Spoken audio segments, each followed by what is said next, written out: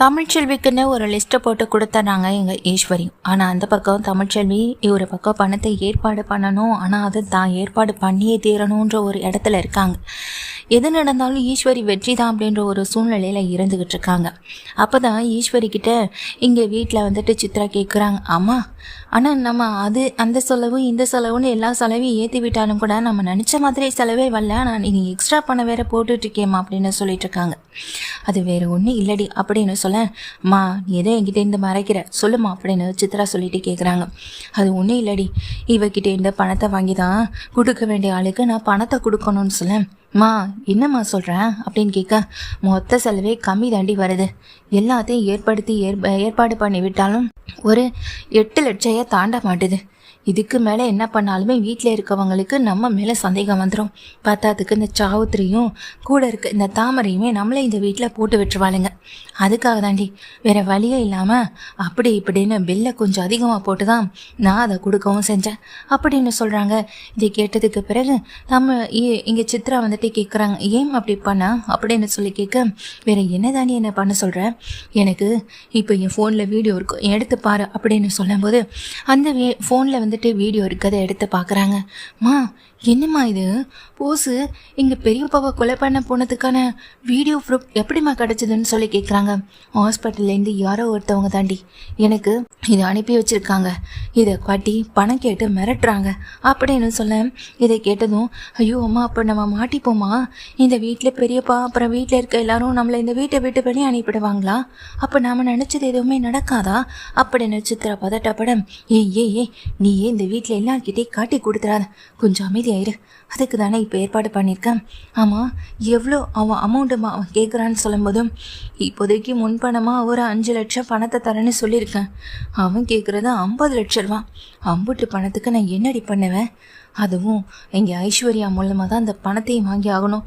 மா நாமளே இங்கே 5க்கும் 10க்கும் திண்டாடிக்கிட்டு இருக்கோம், அவன் கேட்டுக்கு 50 லட்சம் பணம் கேட்குதா, யாரும் அதுன்னு சொல்லி கேட்க, தெரிஞ்சா நான் ஏண்டி இப்படி அமைதியாக இருக்க போகிறேன், நானே ஏதாவது பண்ணியிருந்திருக்க மாட்டேன், பத்தாதுக்கு அந்த இடத்துல நானே இருந்திருக்கேன், தமிழ்ச்செல்வி வேற அவளை காப்பாற்றவும் செய்கிறேன், அப்புறம் இந்த வீட்டில் தமிழை பற்றின ஒரு நினைப்பு ஒசந்து போயிடாதா, அப்புறம் நம்மளுக்கு இந்த வீட்டில் மதிப்பு மரியாதை குறைஞ்சு போயிடாதா அப்படின்னு ஈஸ்வரி சொல்ல, மா எனக்கு ரொம்ப பயமாக இருக்குமா, நாம் எப்படியாவது மாட்டிப்போமோன்னு, 50 லட்சம் பணத்துக்கு நம்ம எப்படிமா ஏற்பாடு பண்ண முடியும், ஐஸ்வர்யா ஏற்கனவே என் மாமா முக்கியம், மாமா பசங்க முக்கியம்னு அப்படி இல்லை நடந்துக்கிட்டு இருக்கா, சொத்தை பற்றி கூட அவள் யோசிக்க மாட்டாளே, அப்படி இருக்கும்போது நாம் எப்படிமா அவன் மூலமாக 50 லட்சம் பணத்தை வாங்க முடியும்னு சொல்லி கேட்குறாங்க. ஏண்டி அவகிட்ட இந்த மாதிரி மிரட்டுறாங்க, எனக்கு 50 லட்சம் பணம் வேணும்னு உண்மையை சொல்லிய பணத்தை வாங்க முடியும், அதுக்கு ஏதாவது பிளான் இருக்கும், கண்டிப்பாக அதை பற்றி யோசிப்போம், இப்போதைக்கு தமிழ்ச்செல்விக்கிட்டேருந்து 5 லட்சம் முன்பணம் வந்தால் போதும் அப்படின்னு சொல்கிறாங்க. அம்மா இதெல்லாம் சரியாக இருக்குமாம்மான்னு சொல்ல, அதெல்லாம் சரியாக இருக்குண்டி, நீ எதுக்கடி அதெல்லாம் பற்றி யோசிக்கிற, கவலைப்படுறேன், நீ அமைதியாகவே இரு, இந்த விஷயத்தை பற்றி நீ யார்கிட்டையும் சொல்ல வேணாம் அப்படின்னு சொல்லி ஈஸ்வரி சொல்லிக்கிட்டு இருக்காங்க. ஈஸ்வரிக்கும் சித்ராவுக்குள்ளேயும் ஒரு படபடப்பு பதட்டம் இருக்கிறத கவனிக்கிறாங்க எங்கள் தாமரையும் சாவத்திரியும். என்னம்மா இவளுங்க என்னதாம்மா பண்ணிக்கிட்டு இருக்காங்க, எனக்கு எதுவுமே புரியலை அப்படின்னு சொல்ல, எனக்கு தாண்டே புரியலை, ஆனால் ஒன்று தமிழ்ச்செல்விக்கிட்டேருந்து பணத்தை வாங்கணும்னு முடிவு பண்ணிட்டாளுங்க, அது மட்டும் புரியுது, இங்கேருந்து தான் கமிஷன் அடிக்க முடியல, அங்கே எந்தாச்சும் கமிஷன் அடிக்கணும்னு நினச்சிருப்பானுங்க, முதல்ல இந்த விஷயத்த தமிழ்ச்செல்விக்கிட்ட சொல்லணும், அம்மாவுக்கு ஃபோனை போட்டு அப்படின்னு சொல்கிறாங்க.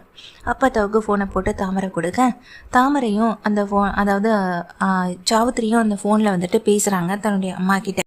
அப்போ தான் சாவித்திரியும் இங்கே பேசுகிறாங்க தான் அம்மா கிட்ட, அம்மா நீ நினைக்கிற மாதிரி அம்புட்டு செலவெல்லாம் வராதுமான்னு சொல்ல, தெரியும்டி வேணும்னே தான் அவளுங்க இவ்வளோ ரூபா அதிகமாக போட்டு கொண்டு வந்து காட்டுறாளுங்கன்னு தெரியும், தமிழ்ச்செல்வி அவமானப்படுத்தணும்னு தான் இந்த மாதிரியான ஏற்பாட்டெல்லாம் அவளுங்க பண்ணிகிட்டு இருக்காளுங்கன்னு தெரியுது, நீ வைடி ஃபோனை, நான் ராஜாங்கத்துக்கிட்ட பேசுகிறேன்னு சொல்லிட்டு உடனே ராஜாங்கத்துக்கு ஃபோன் பண்ணுறாங்க எங்கள் அப்பத்தாவும்.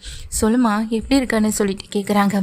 அத்தா நீ போய் 1 வருஷம் ஆகுது, 1 வருஷமாகவும் நீ இல்லாமல் இந்த வீடாகவே இல்லை, இனிமேலாவது இங்கே வந்து இருக்கலாம்ல அத்தா அப்படின்னு சொல்ல, ஏலே ராஜாங்கம் அந்த வீட்டுக்கு வரணும்னா முதல்ல அந்த வீட்டில் நீங்கள் எல்லோரும் நியாயமாக இருக்கீங்களான்னு பார்க்கணும், எந்த விஷயத்தையும் தப்பாக புரிஞ்சுக்கிட்டு செய்கிற உங்கள் கூடலாம் என் கூட என்னால் வந்துட்டு இருக்கவும் முடியாது வாழவும் முடியாது, நான் தமிழ்ச்செல்வி வீட்டிலே இருந்துக்கிறேன் அப்படின்னு அப்பத்தா சொல்லிக்கிட்டே எங்கள் ராஜாங்கத்துக்கிட்ட சொல்கிறாங்க.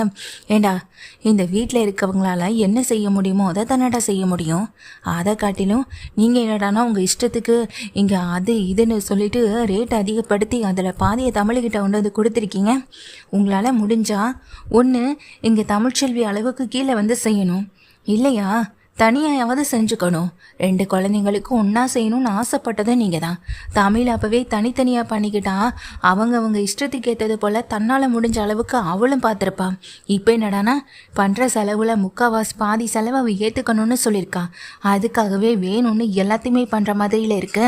ஐயா ராஜாங்கம், அந்த வீட்டுக்கு தலைவனாக இருக்கிறது மட்டும் முக்கியம் இல்லை, எந்த விஷயத்த எப்படி பண்ணணும்னமாவது கொஞ்சமாவது தெரிஞ்சிருக்கணும். எல்லாத்தையுமேடா நானும் அங்கே வந்து சொல்லி கொடுத்துட்டு இருக்க முடியும் அப்படின்னு அப்பத்தா திட்டும் போது, இல்லை அத்தா நான் என்ன சொல்ல வரேன்னா, நீ பேசாதடா வைடா ஃபோன் அப்படின்னு ஃபோனை கட் பண்ணிடுறாங்க. ராஜாங்கமோ என்னாச்சுங்க அப்படின்னு மோகனா வந்து ராஜாங்கத்துக்கிட்டே கேட்க, ஆத்தா தான் ஃபோன் பண்ணி திட்டுது. நாம் என்னமோ தமிழ்ச்செல்விக்கிட்ட இந்த செலவெல்லாம் ஏற்றுக்க சொன்ன மாதிரி ஆத்தா என்கிட்ட கோவப்படுது. அப்படியெல்லாம் தான் நான் எதுவும் சொல்லலையே, அந்த பிள்ளையை தானே வந்து பாதி செலவு நானே ஏற்றுக்கிறேன்னு சொல்லிச்சின்னு சொல்ல.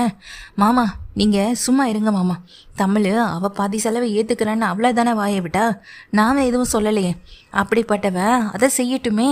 நாம் நம்ம பசங்களே அதுக்காக கீழே இறங்கியெல்லாம் போய் செய்ய முடியாது. நம்ம வீட்டு வாரிசு, நம்ம 2 குழந்தைங்களுக்கும் என்ன பண்ணணுமோ அதை நியாயமாக தானே பண்ணுறோம்.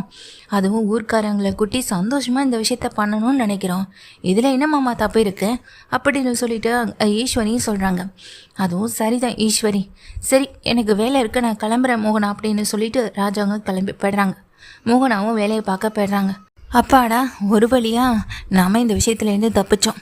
தமிழ்ச்செல்வி நீ என்கிட்ட மாட்டின சிக்குனடி, உன்னை அவமானப்படுத்தாமல் நான் விட மாட்டேன்டே அப்படின்னு ஈஸ்வரி இருக்காங்க. அப்போ தான் சித்ரா வந்துட்டு திரும்ப ஃபோன் எடுத்துகிட்டு வராங்க. நான் பணத்தை ஏற்பாடு சொன்னேனே, ஏற்பாடு பண்ணிட்டேன்னு சொல்லிட்டு அந்த வாய்ஸ் கேட்க, ஏற்பாடு பண்ணிகிட்டே இருக்கேன் சீக்கிரமாக கொடுத்துருவேன்னு சொல்லும்போது, சீக்கிரமாக பணத்தை கொடுத்தா உனக்கு நல்லது, இல்லைனா இந்த வீடியோவை நான் வெளியிட்டுருவேன் அப்படின்னு சொல்கிறாங்க. இது கேட்ட உடனேயே இங்கே தமிழ்ச்செல்வியும் இதை கேட்டோடனேயே ஈஸ்வரி சித்ரா 2 பேரும் நடுங்கி போய் அந்த ஃபோனை பார்த்துக்கிட்டு இருக்க தாமரைக்கும் சாவத்திரிக்கும் ஒரு விஷயம் ஞாபகம் வருது. இன்னைக்கு என்னமோ இவளுங்க மேலே சந்தேகமாயிருக்கடி. அடிக்கடி எதையோ நினச்சி பயப்படுறாளுங்க, பதட்டப்படுறாளுங்க. இது ஏதோ சாதாரணமான விஷயமா இருக்காதுன்னு எனக்கு தோணுது அப்படின்னு அங்கே சாவத்திரி சொல்லும்போது, எனக்கும் அதே தாமா அப்படின்னு அங்கே தாமரை சொல்கிறாங்க. எப்படியாச்சும் கண்டுபிடிக்கணும்டி. ஏற்கனவே கோயிலில் அசல் எது போலி எதுன்னு சாமி சொன்ன விஷயத்தையும் நம்மளால் கண்டுபிடிக்க முடியலை. இப்போ இந்த விஷயத்தை எப்படிமா நம்ம கண்டுபிடிக்க போகிறோன்னு சொல்லி கேட்குறாங்க. அதெல்லாம் கண்டுபிடிச்சிடலாண்டி அப்படின்னு சொல்ல, எப்படிமான்னு கேட்கும்போது, முதல்ல அவளுங்களுடைய ஃபோனை எடு, அதில் என்ன இருக்குன்னு பார்த்தாலே நமக்கு தெரிஞ்சு போயிடும்னு சொல்ல, அதுவும் சரிதாமான்னு நினச்சிட்டு இருக்காங்க. ஆமாம் எப்படிம்மா எடுக்கிறதுன்னு சொல்லி கேட்டுக்கிட்டு இருக்காங்க. அதெல்லாம் எடுத்துடலாண்டி, நீ கொஞ்சம் அமைதியாகவே இரு அப்படின்னு சொல்லிக்கிட்டு இங்கே என்ன பண்ணுறாங்க, சாவுத்திரி தாமரை 2 பேருமே அந்த ஃபோனை எப்படியாவது எடுக்கணும்னு முயற்சி பண்ணிக்கிட்டு இருக்காங்க. சித்ராவும் அந்த ஈஸ்வரியுமே வந்துட்டு ஐஸ்வர்யா ரூமுக்கு ஐஸ்வர்யா கிட்ட பேசலான்னு போகும்போது தான் இங்கே வெளியே நின்று பார்த்துக்கிட்டு இருக்க தாமரை சிக்னல் கொடுத்ததுக்கு பிறகு சாவுத்திரி அந்த ஃபோனை போய் எடுத்துகிட்டு வந்துடுறாங்க. எடுத்துகிட்டு வந்து கீழே போயிட்டு அங்கே தன்னுடைய ரூமில் வச்சு அந்த ஃபோனை பார்க்குறாங்க. அம்மா என்னம்மா இருக்குன்னு சொல்லும்போது, அழியே தாமரை இங்கே பாரு அப்படின்னு சொல்லிட்டு காட்டவும் செய்கிறாங்க. என்னம்மா இதுன்னு சொல்லிட்டு கேட்குறாங்க. இங்கே பாத்தியா தாமரை என்ன வேலை பார்த்துருக்காளுங்கன்னு, அதனால தான் அவளுங்க எதுக்கோ பயந்து போய் கிடக்குறாளுங்க. இந்த வீடியோ எப்படிமான்னு சொல்லும்போது, தெரியலையே அப்படின்னு சொல்லிட்டு இருக்கும்போது அந்த ஃபோன் வந்துட்டு வந்ததும், அந்த வீடியோலேருந்து அந்த நம்பர் வந்ததும், இது எல்லாத்தையும் பார்த்து எவனோ ஒருத்தர் அனுப்பியிருக்கான்றது மட்டும் கன்ஃபார்மாக தெரிஞ்சு போயிடுது.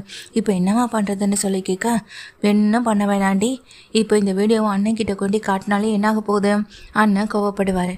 ஆனால் அதுக்கு முன்னாடி இந்த வீடியோவை நாமளே போட்டு விட்டால் என்னாகும் அப்படின்னு சொல்ல, என்னம்மா சொல்கிறேன்னு கேட்க, ஆமாம்மா ஆனால் தமிழ் இல்லைம்மா இங்கே மாமாவை காப்பாற்றிருக்கான்னு சொல்லும்போது, தமிழ்ச்செல்வியை காப்பாற்றிட்டன்றதுக்காக உடனே அவளை இந்த வீட்டுக்கு கூட்டிகிட்டு வர பண்ணுறாங்களா, இல்லை தமிழ் தான் இந்த வீட்டில் வந்து வாழ போகிறாளா? அப்படிலாம் எதுவும் நடக்காதுல்ல.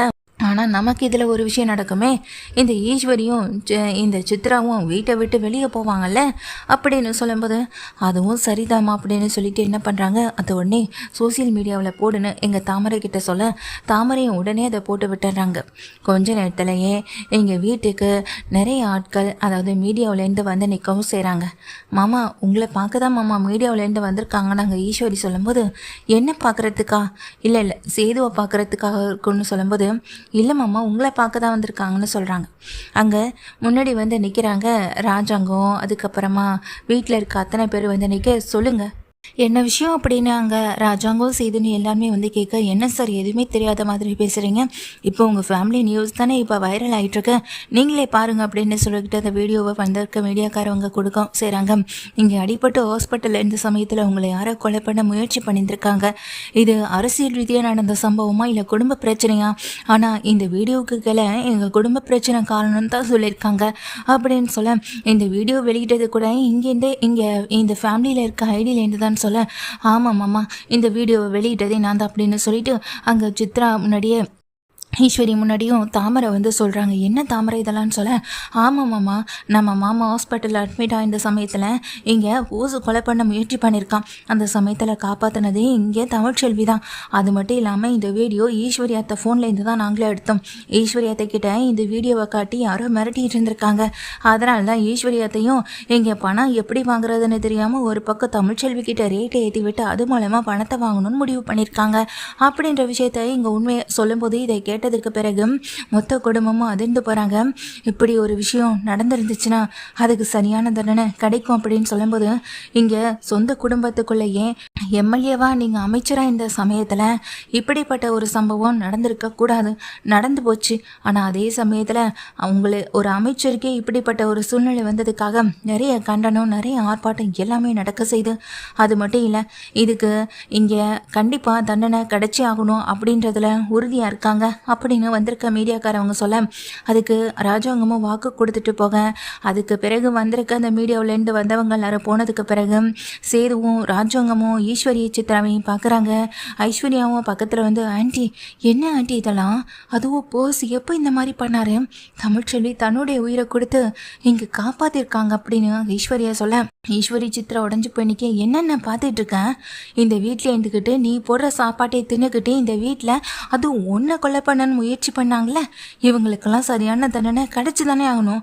இப்போவே நீ போலீஸ்க்கு கால் பண்ணுன அப்படின்னு சொல்கிறதுக்கு முன்னாடியே போலீஸ் வந்து நிற்கிறாங்க. போலீஸ் மூலமாக கைது செய்யவும் படுறாங்க. கடைசியில் இந்த வீடியோ யார் அனுப்பியிருப்பான்ற ஒரு கேள்வி மட்டும் எல்லாருக்குள்ளே இருந்துக்கிட்டே தான் இருக்குது. கடைசியில் இந்த வீடியோவை வெளியிட்டதே அந்த ஹாஸ்பிட்டல் நிர்வாகத்தில் வேலை பார்த்துக்கிட்டு இருந்த ஒரு பியோன் தான். அவங்க தான் இந்த சிசிடிவி ஃபுட்டேஜை பார்த்துட்டு அதுக்கு பிறகு இந்த விஷயத்தை பற்றி ஏதாவது பணம் கறக்க முடியுமான்னு முயற்சி பண்ணியிருக்கவும் செஞ்சுருக்காங்க. கடைசியில் அவங்களையுமே போலீஸ் கைது பண்ணிடுறாங்க.